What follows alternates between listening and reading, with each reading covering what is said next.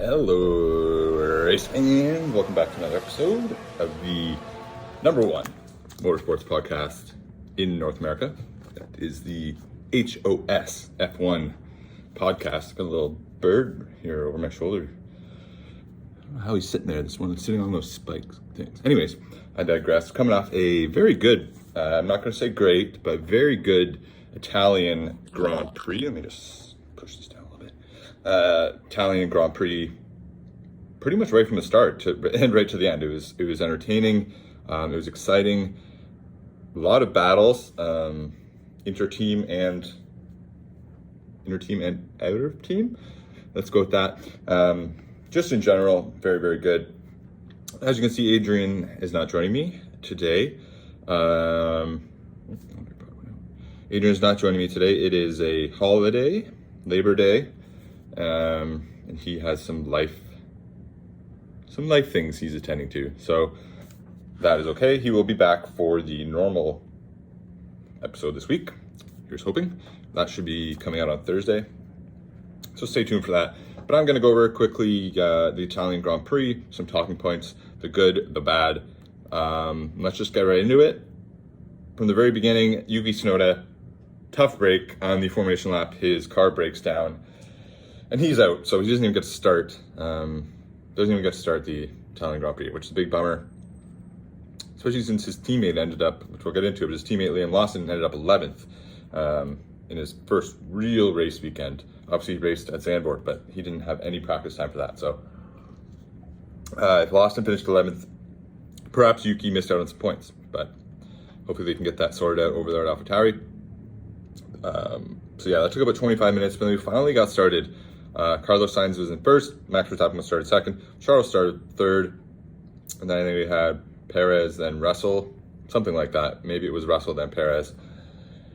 But yeah, Sainz actually held off Max for quite a bit. I think it was 15 laps that he held him off, and every single time they went into turn one, it looked like Max was maybe even going to get him, especially with the DRS, which wasn't as surprisingly powerful as other tracks, I guess, because they're going full throttle so much of the lap that the DRS doesn't have as much of an effect. But still, it was really, really exciting to see someone holding off Max for as long as Carlos did. And even when Max did get the pass after turn one, kind of going through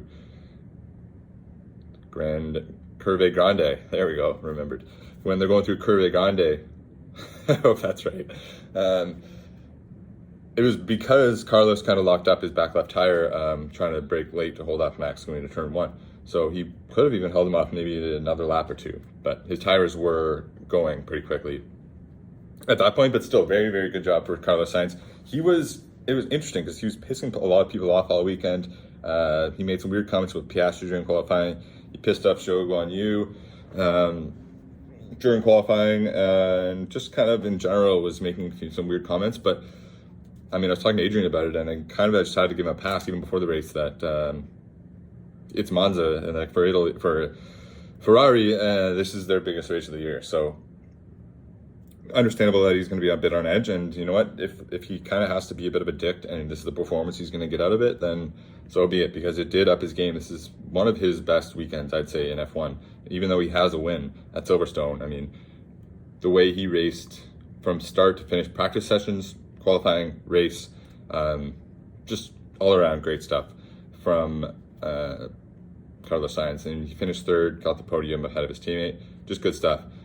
So we had that original battle with Verstappen, but Sainz's biggest battle was with his own teammate, Charles Leclerc. I mean, the fact that they weren't told to knock it off is a little bit surprising. Not as surprising when you consider that it's Ferrari and they kind of make a mess of strategy all the time.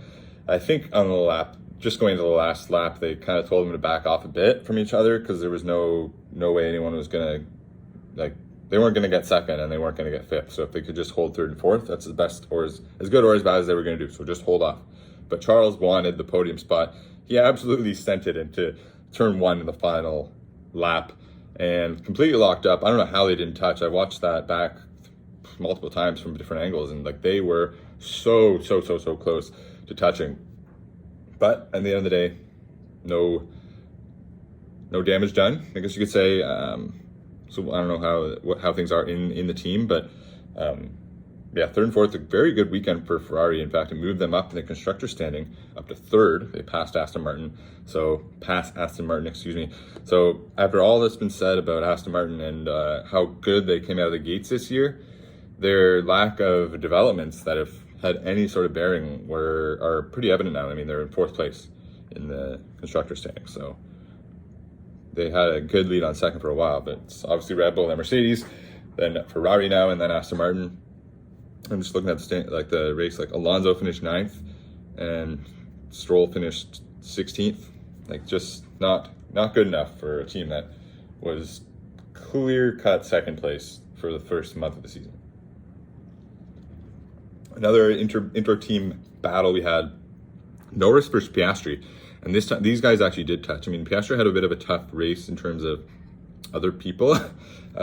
Norris, those two, I do like to see it because they're both extremely talented drivers, just battling for as much as they can get, and they keep it pretty clean. But Piastri obviously getting knocked off track a bit by Lewis. Lewis got a penalty for that, which I'll even admit, as a Lewis fan, that was Lewis's fault. He deserved the penalty.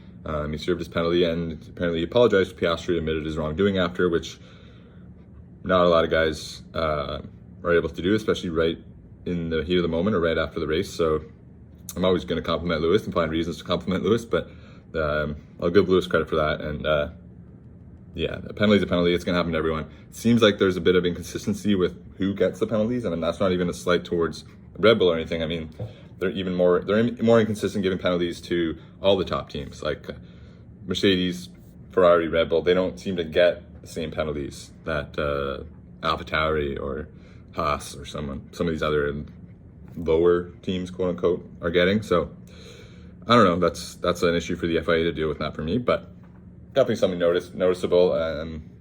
Some really, really great battles. Tough days, I'd say. The toughest days would go to Yuki. I already mentioned that right at the top, that he just never even had a chance. His car broke down on the formation lap, so tough day for him. Tough day for Lance Stroll.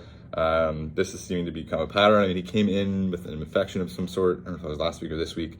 There's been rumors of him wanting to be a professional tennis player. He's playing lots of tennis. Whether that's true or not, I don't know.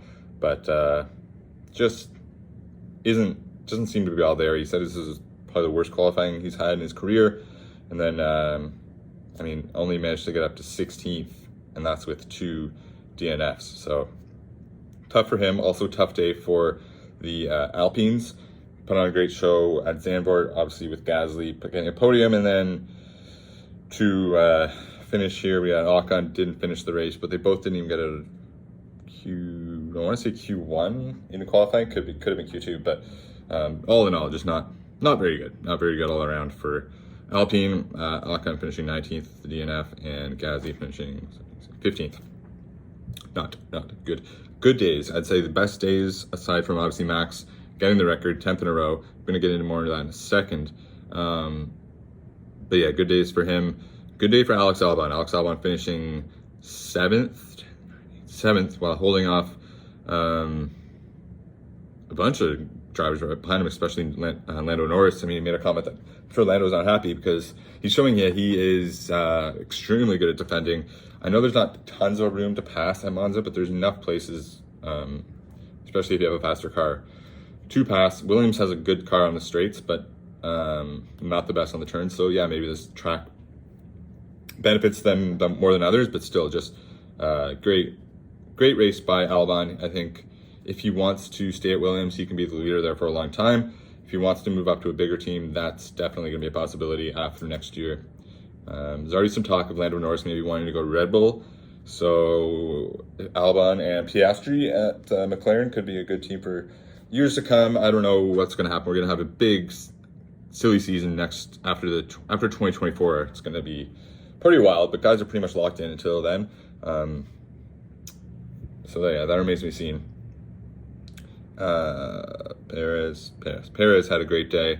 I know we all want to just say, well, they have the best car by far, so it's automatic that he should come second, but he doesn't always come second, and it's just a lot easier said than done. I mean, there was a lot of moments that were hairy. Like, you have to make the passes still. You have to not make any mistakes for the entire 51 laps or whatever it was. So Credit to Perez finishing second, and also want to give a shout out to Liam Lawson. Like, very impressive. I know there were some penalties that may have influenced him moving up to 11th, but to finish 11th, one spot obviously out of the points in his first real race weekend in not a great car. I mean, we didn't get to see how good or bad it was because Tsunoda wasn't in the race, but so we didn't really have a comparison. But just to finish 11th, really, really good. I believe it was it at Monza last year that De Vries finished 12th and everyone lost their mind?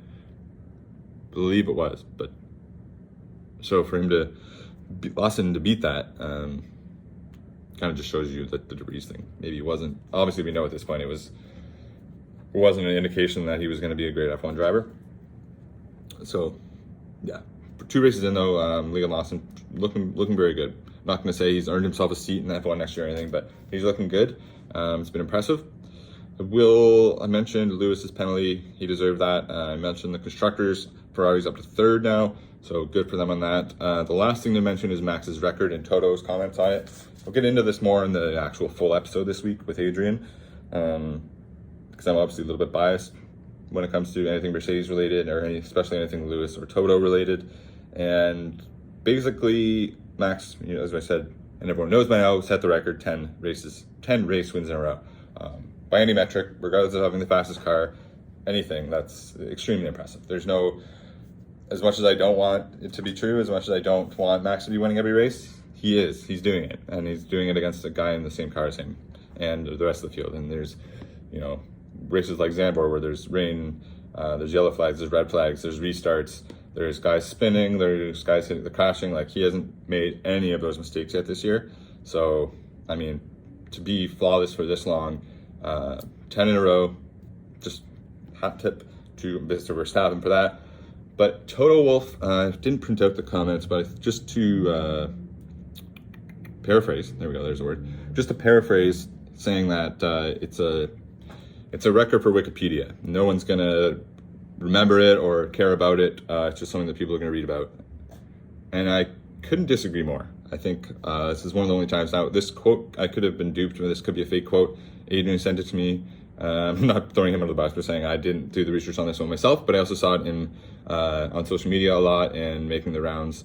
So I'm going to assume that it's real. I haven't seen it with my own eyes, or heard it with my own ears. But if the quote is true, which I'm just going to have to assume it is, it's a really ignorant comment of Toto, because we know for a fact that if this was Lewis, or George for that matter, Toto would be singing their praises about how wonderful of an achievement this is, and what a great person and driver, etc., etc. So to kind of downplay Max's achievement and just say, and he also made a comment earlier, Lewis made a comment earlier in the week about how all of his teammates have been better than any of Max's teammates, which I guess you can say that's true, but just kind of, I don't know, just an unnecessary comment. I at least don't think that Max doing good takes anything away from Lewis or Lewis's legacy.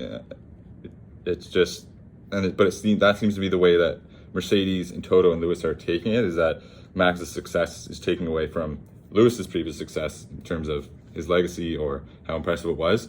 And I know everyone would always be all over the Mercedes for how much better their car was than everyone else, but Red Bull. So I guess I'm saying that it's hypocritical as well of Toto, because he should know that there's more to it than just having the best car. Yes, that's a big deal, but you still have to go out there.